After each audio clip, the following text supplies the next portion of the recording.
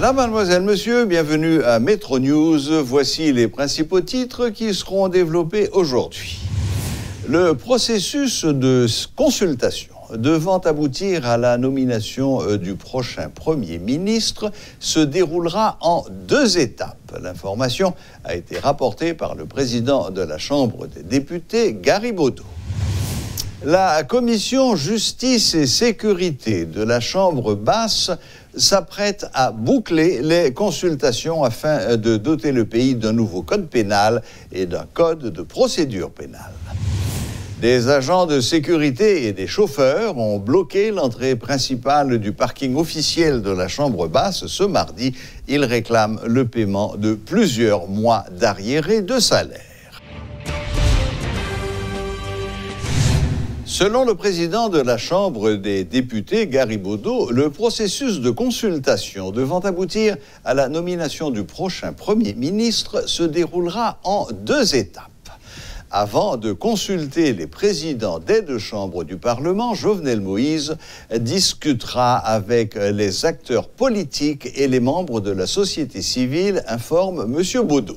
En attendant les consultations officielles sur les noms, le député de Delma opte déjà pour une femme à la primature et prône la formation d'un gouvernement d'apaisement. Le président Guéhin, pour commencer, fait des échanges et au cours d'un dialogue conjoncturel avec les partis politiques, la société civile et les différents secteurs de la vie nationale pour le capable de dégager profil en Premier ministre et dans un second temps, il pourra rentrer d'emblée dans les consultations constitutionnelles côté les présidents des 2 branches et du Parlement et auront à s'asseoir avec le chef de l'État pour échanger sur le nom et de la personne qui va être le ou la Premier ministre du pays d'Haïti. Pendant qu'on a parlé là, le président, il y a des gens qui recevoir, il y a des secteurs qui recevoir, il y a des partis politiques qui discuter avec eux, parce que nous-mêmes, nous clairs, dans ce qu'on fait là, il faut que vraiment son gouvernement d'apaisement, son gouvernement qui prend en compte des secteurs progressistes, des secteurs qui veulent stabilité politique, des secteurs qui pensent qu'il faut que l'école continue à fonctionner dans le pays, des secteurs qui pensent qu'il faut que l'avion continue à voler dans le pays, des secteurs qui pensent qu'il faut que l'économie a fonctionné pour les gens qui travaillent à travail, pour les gens qui jouent travail à travail, et pour gagner de l'autre opportunité qui crée pour l'autre monde qui peut rejoindre. Donc, moi, je pense que les discussions, c'est des discussions patriotiques. Côté président doit montrer volonté pour collaborer. Donc, je ne sais pas des discussions côté pas un coup bac pour le bail ou bien on parti fin dit va rentrer à la dernière minute ou tu pas rentrer encore ou bien on te dit yo bon accord avant à la dernière minute tu vas respecter l'accord. Donc je dis c'est un Premier ministre qui a un femme, je vais opter pour une femme. Premier ministre qui a un garçon. Donc ça va pas bon problème. Pour que son monde qui sous travail, son monde qui veut travailler, parce que la difficulté pays est là, nous n'avons pas de temps pour nous jouer, nous n'avons pas de temps pour nous perdre. Je dis à ça, nous avons besoin de l'eau dans le robinet, de l'eau potable dans le robinet, nous avons besoin d'électricité, nous avons besoin que Fatra ramasse dans la rue, nous avons besoin que une meilleure gestion de l'énergie en Haïti. Nous avons besoin d'une meilleure gestion avec les compagnies pétrolières pour ne pas rater sur le marché pétrole. Donc, moi, je pense que c'est un ensemble de décisions qui pour prendre. Et je me toujours dit ça pour le pays d'Haïti. Avant le politique, son problème économique. Je dis à nos inflation qui passe à 17%. Donc, il faut qu'il y ait des efforts qui sont faits pour essayer d'adresser le problème économique. Le secteur démocratique et populaire lance un appel à la mobilisation pour ce 29 mars. Selon Maître André Michel, les protestataires continueront de réclamer le départ de Jovenel dans les rues de la capitale vendredi prochain. Interrogé à l'émission Le Point, l'ancien sénateur Jean-Hector Anacassis ne voit pas d'un bon œil cette initiative. Selon lui, Haïti ne peut plus être exposé à d'autres scènes de violence. M. Anacassis explique que le départ de Jovenel Moïse ne sera pas bénéfique pour le pays. Le régime a fait ça aller, pas de problème, non, Jovenel aller. Mais est-ce qu'il y a une capacité de peuple à sortir dans la rue pour bloquer les, pour suspendre, craser les bagages? Et ça fait que moi-même, je ne peux pas partir dans des bails périlleux comme ça, je me balade.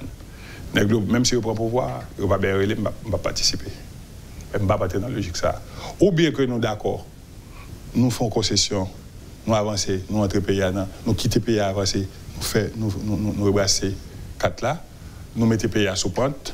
Et nous entrons dans l'élection, nous pouvons pouvoir dans l'élection, nous entrons dans le pays, dans le principe démocratique, là, dans la tradition démocratique, là, parce que si nous sautons là-dedans, il n'est pas bon pour le pays. Le Parlement s'active afin de doter le pays d'un nouveau code pénal et d'un code de procédure pénale. Après le Sénat, la Commission Justice et Sécurité de la Chambre basse boucle ses consultations et s'apprête à soumettre son rapport au vote.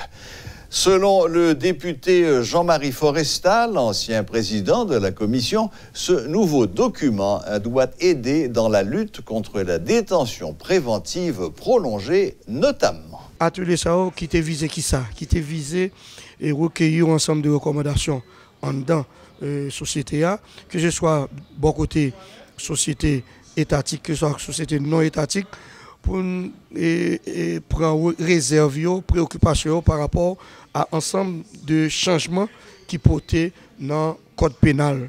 Et nous avons Konya là et capable faire et capable d'intégrer le nouveau code pénal haïtien. Donc nous pensons au niveau de la commission de justice que l'étape normale pour nous ratifier un document comme ça sans que nous pas prendre doléance société et que nous avons un ensemble de recommandations que nous recueillons déjà à travers les différents départements géographiques du pays. Je ne dis à ces derniers ateliers que nous réalisons là pour nous adapter les recommandations pour nous prendre en compte et pour nous intégrer dans le document ça, dans le cadre de modification pour nous porter dans le travail que la commission présidentielle a été fait pour accoucher nouveau code pénal là avec nouveau code de procédure pénale. Nous-mêmes, nous avons souhaité que aussi rapidement possible, avant même la fin de cette législature, avant même le départ des collègues députés de la 50e législature, que nous votions le document ça. Très certainement, l'apporter un changement et non seulement la réduire taux de détention préventive là, puisque maintenant avec le nouveau code de procédure pénale qui prévoit 11 juges de la détention et 11 juges des libertés, moi c'est là, prise en charge ça fait là, à pas le permettre beaucoup plus que non seulement juge pas envoyer moun dans prison n'importe Jean Rovlet, mais tout moun n'a pas prêté dans prison tout aussi longtemps que possible pour n'importe quelle infraction. Donc je pense là c'est le plus gros changement qu'on va porter dans le pays là avec surtout les moyens matériels adéquats, puisque nous jouons ça comme recommandation tout. C'est vrai, n'a pas amélioré le loi, n'a humanisé, parce que le code pénal n'a pas rien là, c'est un code pénal qui est beaucoup plus humanitaire que le code pénal de 1835. Le code pénal qui a été adopté sous Boyer. Donc, je pense que le travail d'humanisation est fait, ou pas le senti effet changement, effet innovation, c'est là que l'État d'accord accompagner innovation qui portée dans le code pénal là pour permettre que pas de problème d'inapplicabilité qui posait mais pas de problème tout de moyens pour capable arriver à appliquer le code pénal là. Des agents de sécurité et des chauffeurs de députés réclament environ 7 mois d'arriérés de salaire.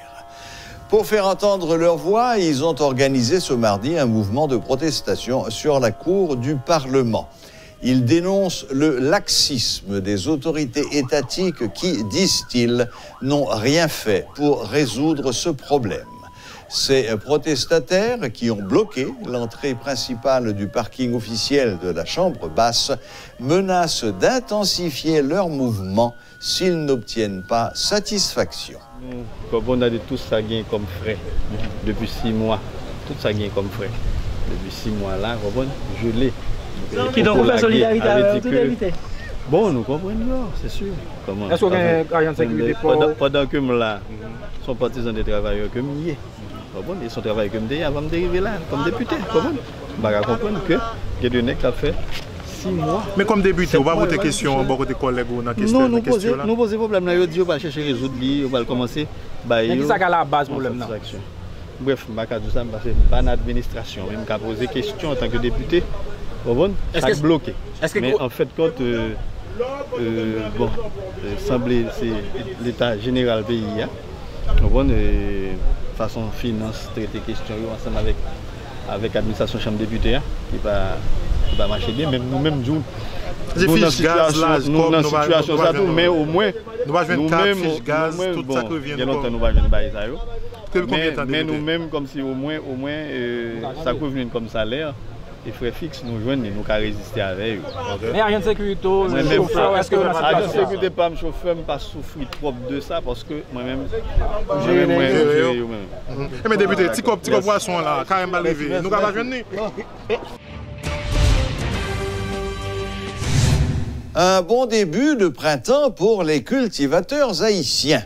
Des averses ont été enregistrées le week-end écoulé, notamment dans la région métropolitaine de Port-au-Prince.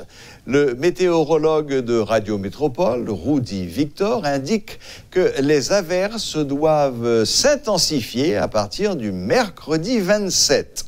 Une bonne nouvelle pour les agriculteurs puisque toutes les régions bénéficieront de ces averses. Les agriculteurs ont commencé à emblaver les terres, notamment pour le maïs, le manioc et le pois Congo.